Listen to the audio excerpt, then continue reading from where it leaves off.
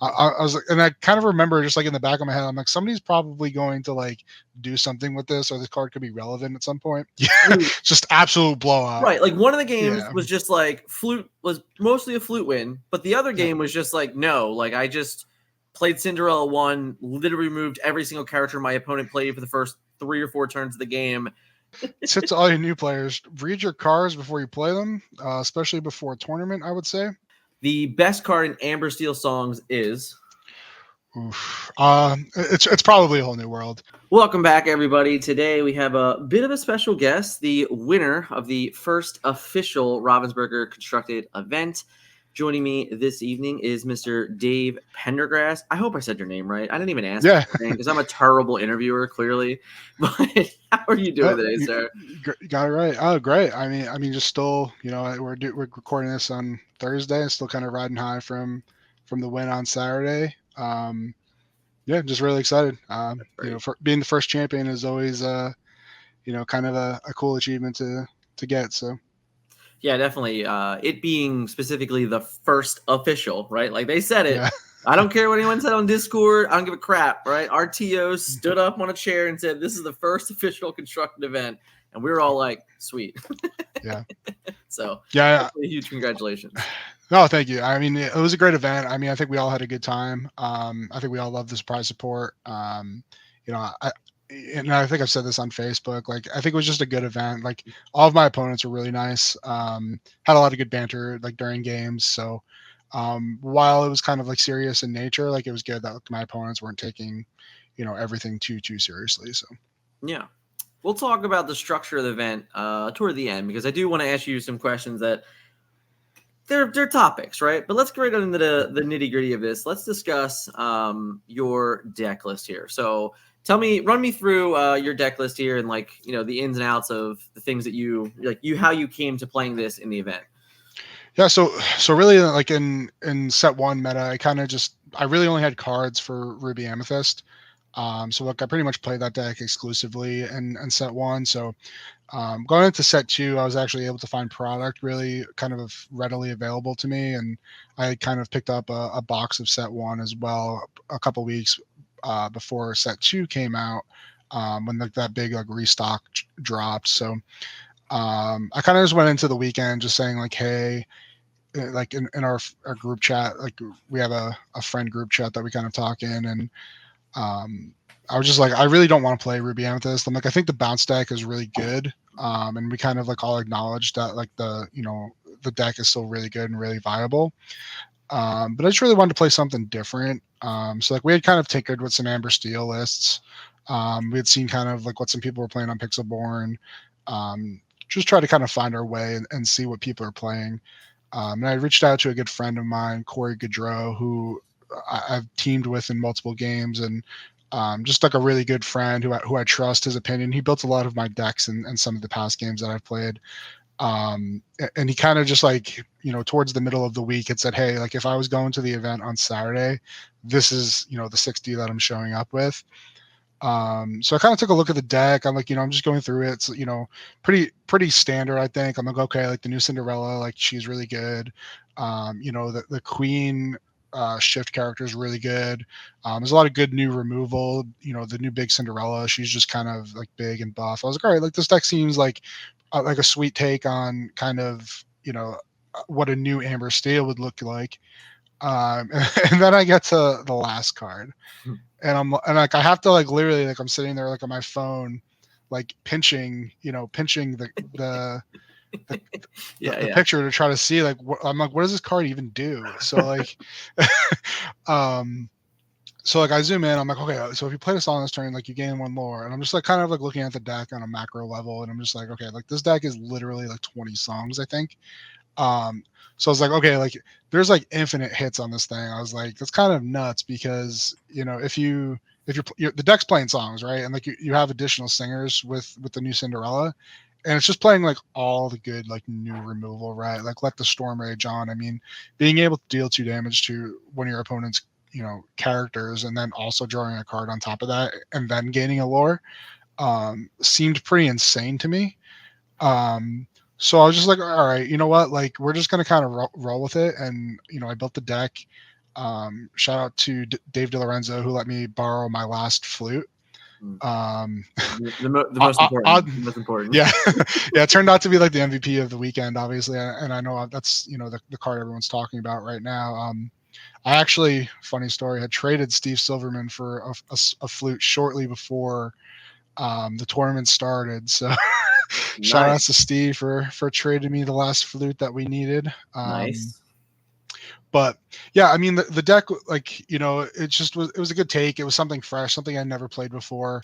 I just wanted to go in and have fun. At the end of the day, just play something that I was going to have fun with, and something that was not, kind of the same monotonous Ruby Amethyst. So that's really how I came about to playing the deck. And I was like, honestly, like, I just want to mess with people and play the flute on them. So like, just kind of became a meme, like, leading up into the week, that like I was going to be like the green Power Ranger and play the flute on them and summon the Dragon's Ore and all that kind of stuff. So it's a pretty fun group chat. I mean, it was literally just like a page full of memes of like how we're gonna play the flute and like we're gonna crush the meta and like all this stuff.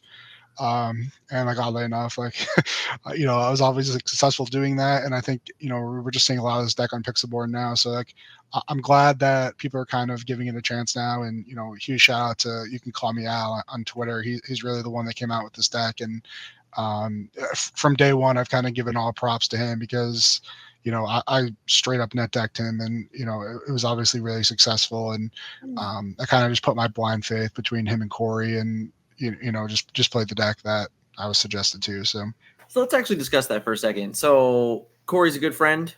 Yeah. Right. So this is a guy you've played multiple games with. Yep. We'll probably go back 10 years or so. We actually met at PAX East in 2013 or 2012, maybe, in Boston. Yeah. Yeah. So just because, like, I think that there's a lot of new players in the game and they might not really get it yet, but how important is it to have those trustworthy people that you can kind of lean on in those moments? Yeah. I mean, so like, I've probably played competitive card games on and off for the past 20 years now.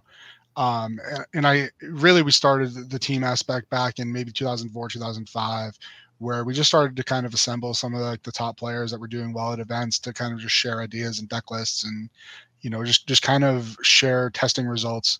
So like, I think the team aspect is extremely important, especially in the competitive scene, because like, at the end of the day, it really just kind of saves you time.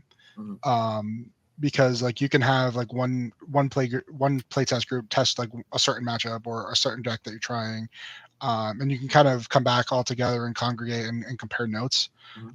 So I think, like, as Lorcana goes on and like we get the OP announcement next year, we're going to kind of see more of these teams springing up. And like, obviously, like, there exists pockets of teams across the country at this point, but I think, like, as more events kind of go on and we start to kind of see like some of the familiar names over and over, we're going to start to kind of see some of these alliances start to build, even more so than it is today. So fair. Good topics. So let's discuss the elephant in the room. You touched on it in a second there. Sleepy's Flute. So you said it yourself, right? This card pops up in a deck list and you had to open your app and you had to like literally zoom into it and you say, like, what the hell does this card do? It's probably something that I opened like in my packs, looked at it for 3 seconds, never actually read it and said, this card sucks, right? Like, those are your initial reactions to a 2-cost uninkable item. Yeah, so like, I remember like going through kind of just like, opening like a box on pre-release weekend. I had gone to like 2 pre-release events. I had bought a box, played in like a booster draft. So like, I had like a decent amount of packs I opened that first weekend. So I think I had pulled about 3 of these, and like, so I was like going through and sorting cards, and like, obviously some of the rares, like, you don't always know what they do to the full extent. So like, I remember like fanning through this card and kind of seeing it and being like, oh, like, that's kind of interesting. Like, I was like, and I kind of remember just like in the back of my head, I'm like, somebody's probably going to like do something with this, or this card could be relevant at some point. It didn't really occur to me to just kind of throw it in Amber Steel, where you're playing like infinite songs and just gaining insane amounts of lore. Yeah, so I think people are going to really overvalue the flute when they come and kind of pick up this deck for the first time, because really, like, against most decks, you can really just kind of curve out and just honestly destroy them. Like, within turn 6. I mean, there were a couple games like in the actual tournament where like I just hit my curve, and there was literally nothing my opponent could do. Like Like, honestly, to touch on it for a moment, like I think it happened in. I think it happened honestly in all 3 rounds of the top 8, where in one of the games, yeah, just absolute blowout. right? Like one of the games Yeah. was just like Flute was mostly a Flute win, but the other game was just like no, like I just played Cinderella 1, literally removed every single character my opponent played for the first 3 or 4 turns of the game, and then before we all knew it, I had like a queen, a rock star, and then like 2 other characters in play, and my opponent had nothing. Like that's exactly what you did. At least I think in one of your wins in all of your top 8, top 4, and finals. Like, So that's what the deck does. yeah, I mean, like my round 4 opponent really kind of stands out, and like I don't remember his name, but I honestly felt so bad. I mean, he just couldn't get anything going, and I just like beat him 20-0. And like I legitimately felt bad because like I just hit my curve, and like if you just curve out like the Cinderella into whatever 2-drop, if you're gonna just play like the Knight in Training Cinderella, I mean that's fine. Like having those singers on board is really just kind of giving you additional ink to play with on every turn. So like where my opponent can only probably cast 1 card on any turn, like I can really kind of dump my hand out as quickly as possible and then just cast a whole new world. And basically like if I can keep them off the board, they can't really commit to the board. And then I just play whole new worlds, which kind of generates, some artificial card advantage where I'll have, 3 or 4 cards in play plus a flute. And then we each reload with 7 cards. I mean, at that point I'm up 4 cards. Right. So it's kind of like a counter control mechanism when you can kind of commit to the board and control the board and then just play a whole new world. So that was kind of my strategy, I think, against most decks. So in rounds 1 and 2, I played against the Amber Amethyst, kind of rushy, play my guys that I mean, value quest. Let's be honest. Those are buys, all right. Like for this deck, that's a buy, all right. So like, yeah. So like I was a little nervous because like again like I didn't do too much research into like the set 2 metagame like prior to coming in, and I said it on Facebook, I'll say it again like wholeheartedly, like when I sat down for round 1, that was the first time I piloted the deck. We wanted to do some testing at the Airbnb on Friday night. We just had a long trip in. It was just like one of those days where like I was just absolutely exhausted, and I knew we had the constructed tournament on Saturday morning, so I wanted to get a good night's sleep. So I ended up, first time I shuffled the deck was sitting down round 1, playing against Amber Amethyst. So like I kind of had to take somewhat of just a conservative approach because I didn't really know what the deck did. So, but then when I saw like them playing, like the 1-drop Maleficents, the 1-drop Lilos, the new Pinocchio, that quest for 3, I was like, all right, like I think I just hold back with like my super value removal, let the Storm Rage on, grab your swords. And I was like, I just don't think I can. Yeah, there they are. So like I don't think you can really that can really do much against any of these cards. Especially the grab your sword. I mean that's a board wipe pretty much every time against them, or I can just kind of draw cards off, let the Storm Rage on. And the beauty of the deck is that I don't always have to pay full ink cost on those cards. But I do recall like watching one of your videos where like you kind of alluded to, I just kind of kept those guys up where like I didn't really put them at risk because at the end of the day they really kind of just give you additional value to play more cards than your opponent. Like the singer mechanic is just I personally think it's like the best keyword in the game. Just getting value in so many ways, like for like literally like the free cost of a card is just incredible. I mean it just really allowed me to kind of keep my opponent off the board in most games, because like if they're going to play anything that doesn't have 3, I think it's called willpower in this game. Like really like, if they play anything with like 3, like the only answer I really have to it is Strength of a Raging Fire when you're ahead, when you're even further ahead. Exactly. But I mean, like at that point, I really have to commit to the board. Yeah. But I think in most cases you're okay committing to the board against the Ruby Amethyst deck, because like if you make them be prepared, that's actually kind of like a win for you. Mm-hmm. Because like really against that deck, you want to keep them off the board, Yeah. right? Like your ideal progression is to kind of just gain as much early lore as possible. And I always like had left the singers up in that matchup, because what happens is if you take away their bounce targets, the Right. deck doesn't work. Right. Right. So like if you can kind of keep them off kilter where like you don't have to let them commit to the board, and you kind of just keep maybe like one card in play, or like, a bad bounce target, you're kind of up, and they're really on their back foot trying to keep up with you, where you're just playing guys, and then like once you get the flutes kind of online, it's really hard for them to just kind of keep up. So Right. So talk to me about the Queen. yeah. She's a new card from Rise that I mean, 3 of the cards on the screen right now are all new, but like Let the Storm Rage On and Strength of Raging Fire are kind of just like newer, better cards for Steel songs regardless. Yeah, I mean, Steel might have the best removal in the game at this point. I mean, especially when it comes to like it's tough to argue against it, right? Early game, it's definitely Steel. Late game, it's definitely Ruby. But like the combination like of what you need and what you want is fine all over the place. Yeah. But the Queen offered something new to like having a shift 2. So like all this, even if we don't play it like on turn 2, right? Like it's not even that important. It's like at any point in the game, if you have a 1-cost Queen in play, the next turn you can just pay 2, and all of a sudden for 2 resources, you're playing cards like Grab Your Swords in a Whole New World. Yeah, I mean, I don't think I ever really kind of shifted her on 2 and then sang with her. I mean, really, like I think in game 3 of the finals against Steve Silverman, I literally just went Queen on 1 and then shifted on 2 and just quested with her. And I think she got in for like 4 or 6 lore before he really had an answer, because I would usually just follow up with Simba. I mean, Simba, probably one of the most underrated cards in the deck, where like he's just really protecting everything.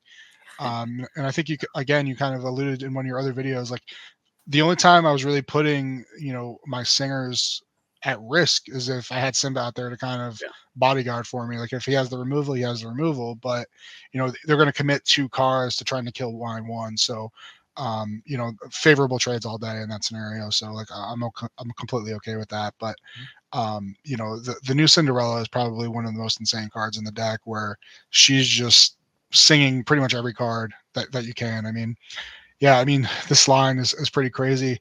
Funny story. I didn't know Cinderella Stouthearted had additional lines of text. So I love it. Tips to all you new players. Tips to all your new players: read your cards before you play them, especially before a tournament, I would say. But yeah, the fact that she can challenge ready characters is kind of a crazy ability. Did not know she could do that. Don't think it was really relevant at any point, because the only stats I really care about on that card are that it quests for 3. That's exactly how I felt about it when I watched you play it. Yeah, I mean, listen, five ink and it quests for 3. That's great. And I mean, she's kind of sticky to the board, right? Like your opponents really have to kind of use some removal on it. And I mean, a lot of these lists are not running the Dragonfire anymore, so shifting on 5 really felt fine. I mean, if they're gonna try to trade into her, like please do. I mean, it's probably going to be at least a 2 for 1, if not a 3, or I guess 2 for 2, or a 3 for 2. Yeah, the fact that she survives like a trade with Maui is just great. Yeah, and I mean, and then you can kind of finish off Maui with like any piece of removal that you have. Like killing a Maui and drawing a card is really good, and doing it for free is even better. Like Ariel, especially, singing for 5 is just like so much value, because really, if you think about it, I mean that 5 is additional ink that you have, really, because 33% of your deck is songs. Yeah. So like Ariel can cast 33% of your deck by herself. Literally. Yeah. So like we have a funny story about her. Like my favorite movie ever is Superbad. So okay.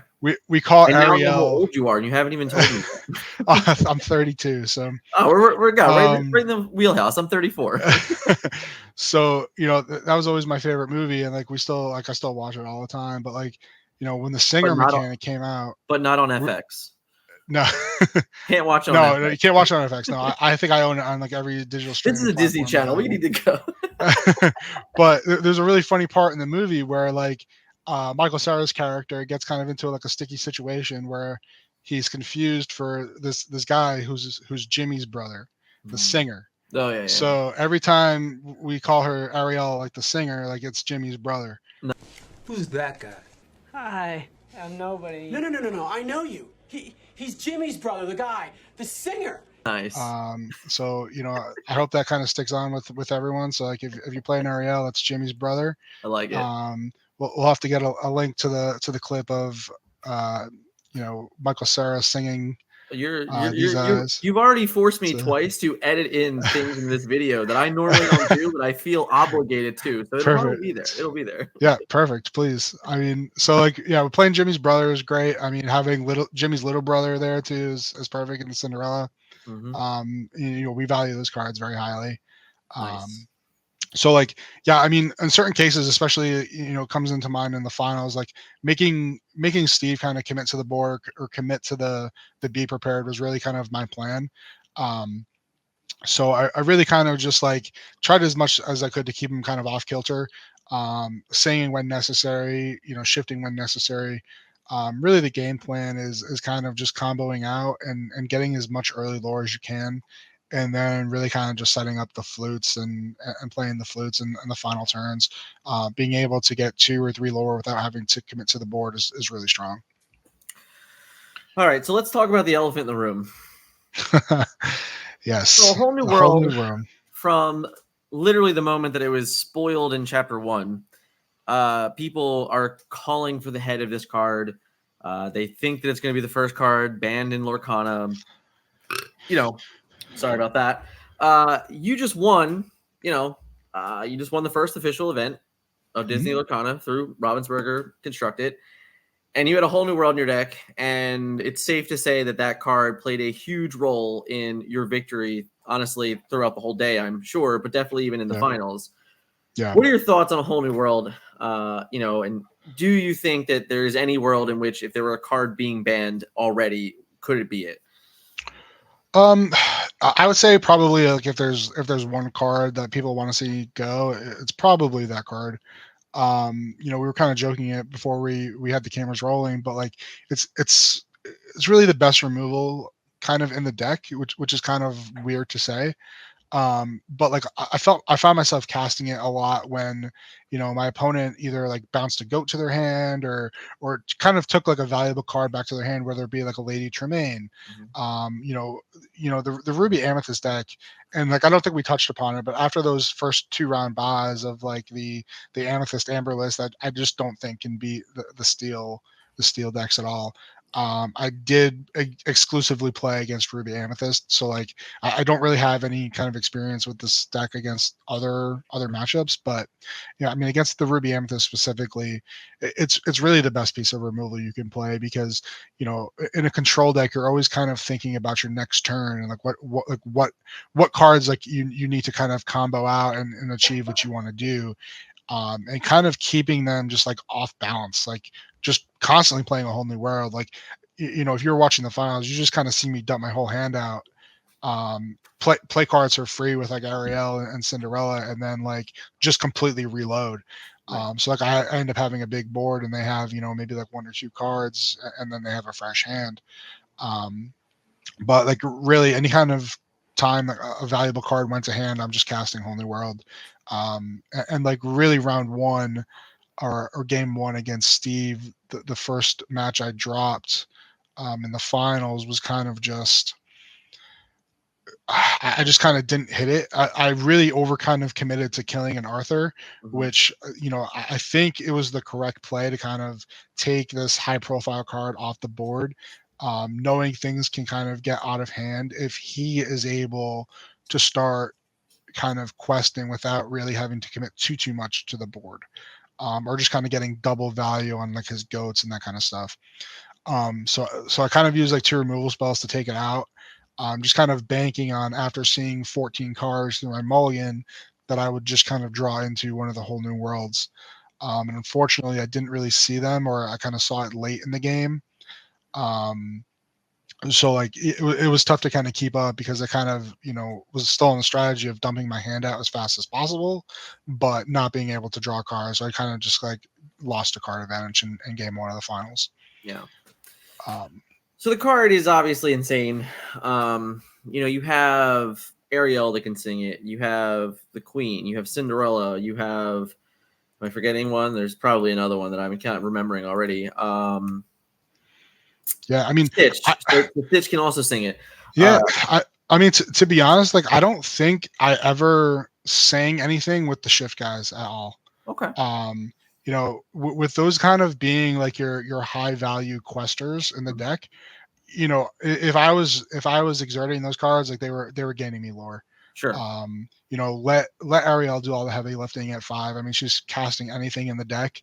That's really what she's there for. She just sits there with her three willpower and pretty much does whatever you need her to.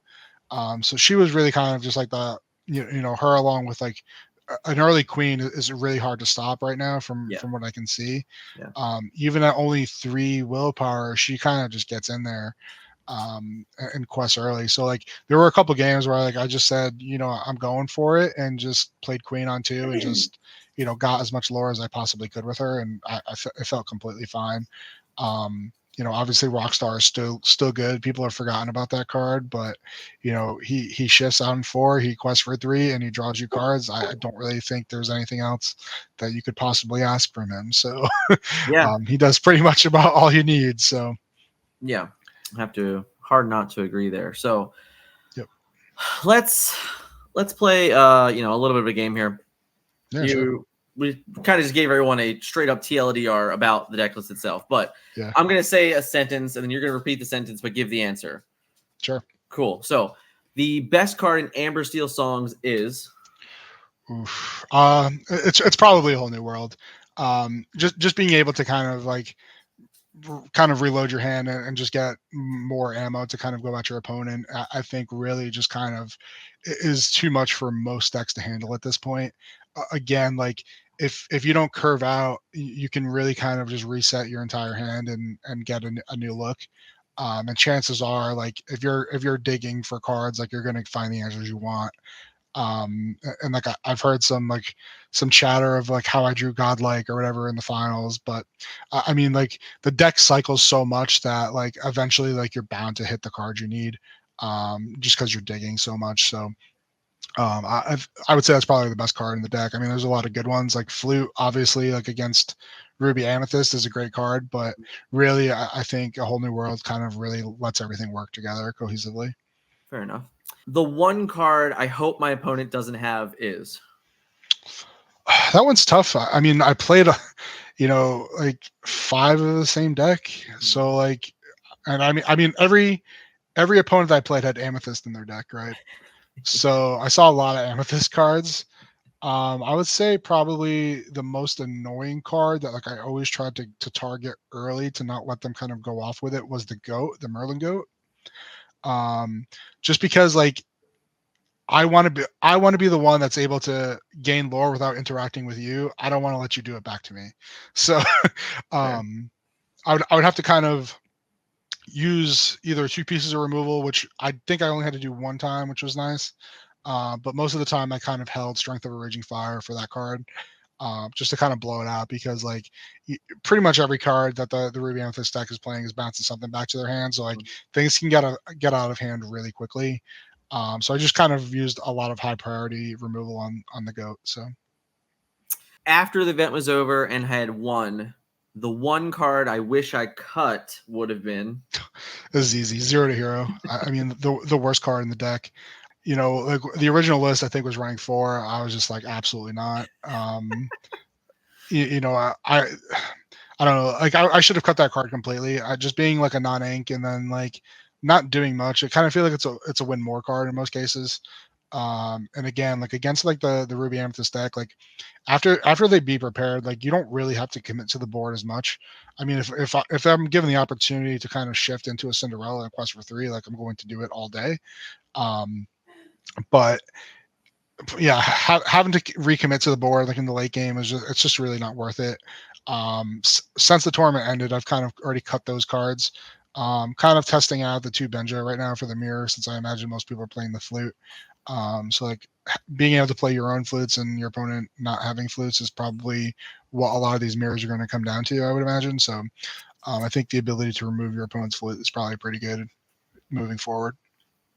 Fair enough. Fair enough. If I were going to an event this weekend, what deck would I play? We're playing the flute every time.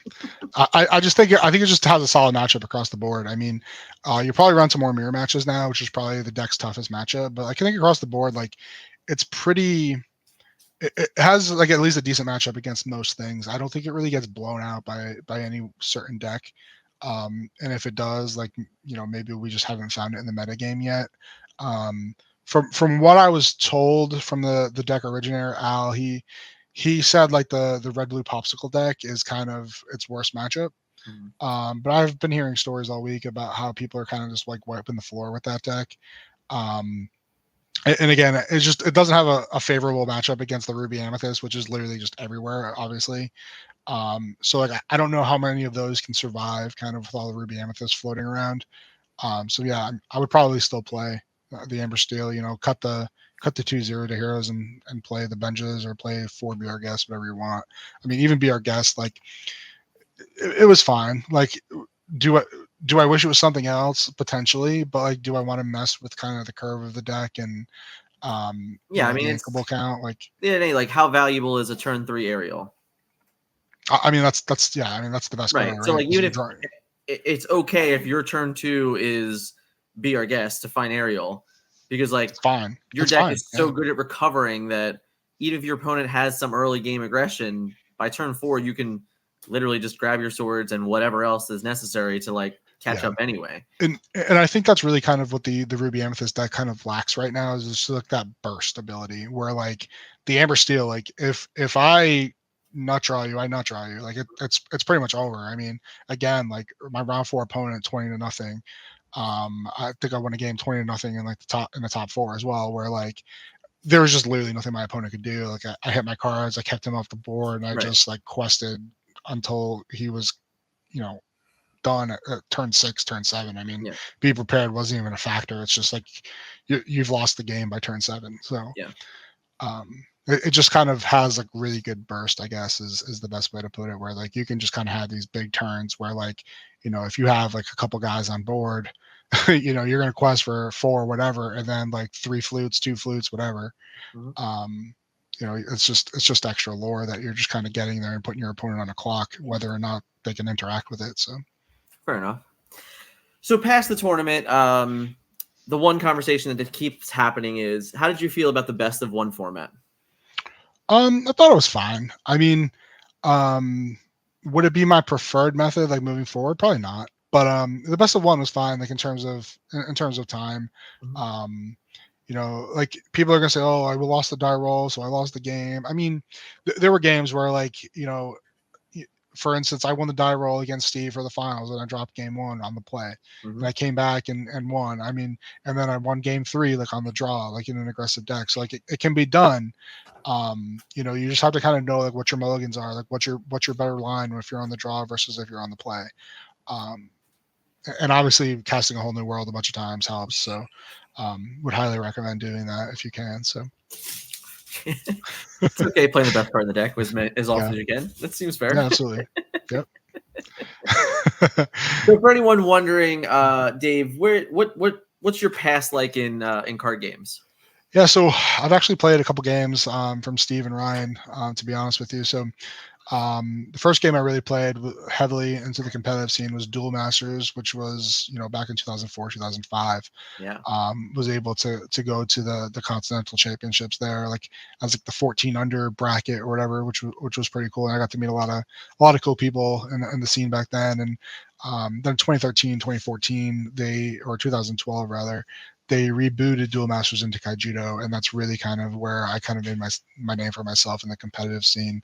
I was able to qualify for 3 of the 4 Kaijudo championships, which had, no more than 100 invites go out. Oh, okay. And I was able to top 8 my first championship, which was really, a cool experience for me.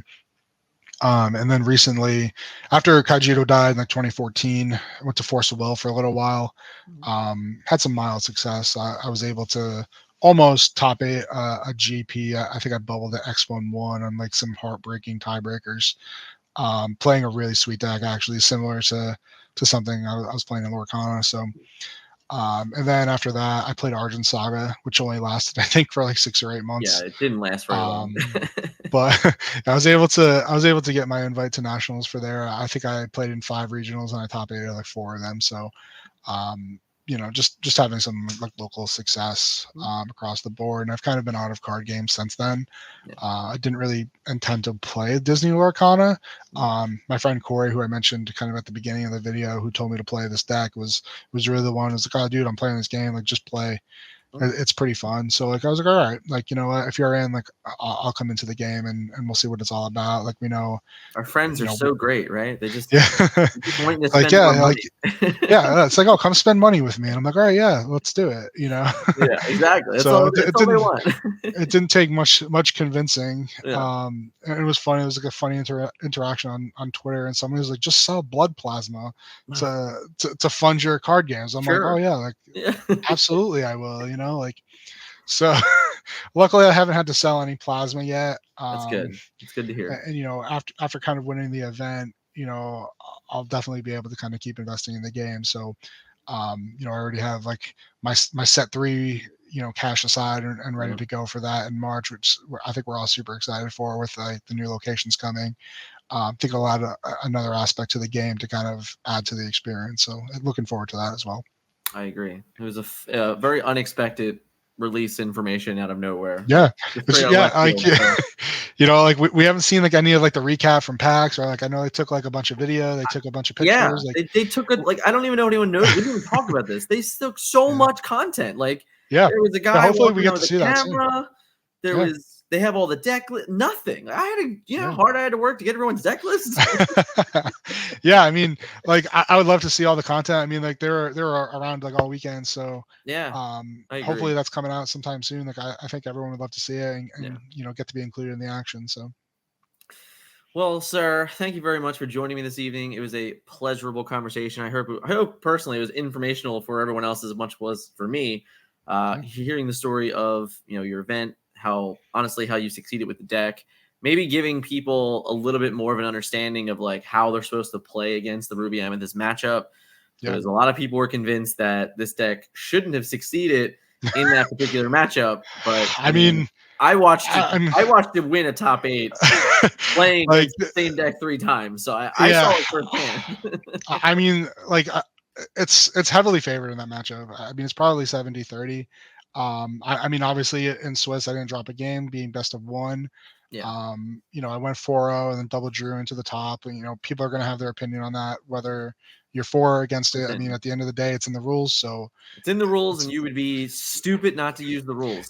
Like, I like math, and I like when you take the sure thing. So so that's what we did, and obviously it worked out for me. And I think of the 4 of us that double drew in, 3 of us made the top 4. So I think Toby was the only one who lost. So like, obviously, like, our decks, for anyone saying like, that was the best of 1 format, like, we 4-0'd Swiss, and then we all made the top 4. So like, I think we were some of the best decks there in the room on Saturday. So like, you gotta just you can't really get hung up on it was best of 1. Like, at the end of the day, the better player with the better deck is most often going to win. There's an element of RNG, but you just kind of have to do the best. At the end of the day, whatever the rules are to the tournament is what you plan to play in. So exactly. Like, so like, I didn't even know it was best of 1. I mean, sure. Luckily I showed up with a deck that like has a lot of help to fix its draws. Like, but I mean, most of the decks in the room can do that, I think. Right. I mean, any Amethyst deck has the same ability. Yeah, I mean, like, they're playing Friends on their side or Maleficent, or they're playing the Rabbit. Yeah, okay, the Rabbit. I forget which one draws cards. I know one of them drew cards, but I mean, like, like, you gotta have ways to kind of sort out and smooth out your draws, and having a mulligan in this game definitely helps. I think the mulligan's like really good. So one tip I would give on new players is I kind of reevaluated how I mulligan. I really just kind of set down the cards that like I definitely want to keep, because I felt like I was keeping cards like, oh, this would be great ink. This would be this, or like I can curve into this. I think you kind of just got to be like, you got to know kind of which cards are favorable in your matchup and which cards are not. Obviously, it's a bit harder in a best of one tournament where like you don't exactly know what your opponent is playing. But like you should kind of have like a stock. It's almost like, you're playing a football game, or like you have your base defense, but then you have specialized packages. So I think your mulligan kind of really depends on that. So where like you need to kind of have like, okay, like these cards are generally good in every matchup. Yeah. Or like you have like a good curve where like, you can just kind of play queen on 2 and start questing. Or like, you're going to save like, okay, like I got the stitch, so like I'm going to go the rock star line. And like something we didn't even talk about with the deck is like just having like all of this shift bait out. Like your opponent never knows which one you have, right? Because like there were times where like, okay, like I had a queen in my hand, or I had like a stitch in hand, and I had like a queen and a Cinderella on board. It's like, okay, I'm going to play the stitch even though she's like statistically the same as the queen, knowing that my opponent now has to try to pick which one I can shift into. And like I have all 3 shift targets available for me. Just to kind of play some games there and make your opponent guess. And so like, there's definitely a lot of nuances to the deck. I highly recommend checking it out if you haven't already. You know, I'm interested to play other matchups with it. Again, like I only got to test it against 2 different decks, and it felt really strong.